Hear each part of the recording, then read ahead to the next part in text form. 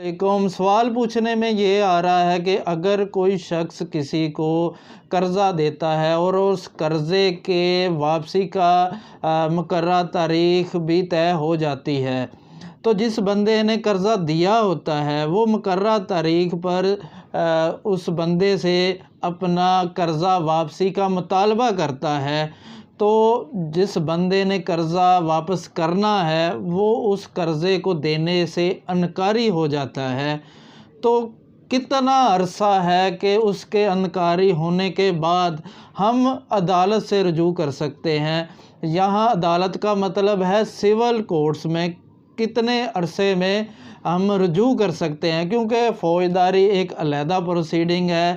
اس میں ہم 406 کی FIR بھی کروا سکتے ہیں، لیکن کچھ لوگ تھانہ سے جانے سے گھبراتے ہیں، وہ چاہتے ہیں کہ ہمارا عدالت میں ہی ہمارا معاملہ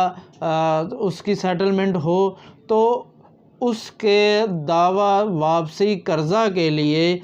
3 سال کا عرصہ ہے کہ جب وہ شخص انکاری ہوتا ہے کہ میں نے قرضہ واپس نہیں کرنا، تو 3 سال کا عرصہ ہے کہ 3 سال کے عرصے میں وہ سول کورٹ سے رجوع کر سکتا ہے اور اپنا واپسی قرضے کے لیے ریکوری سوٹ فائل کر سکتا ہے۔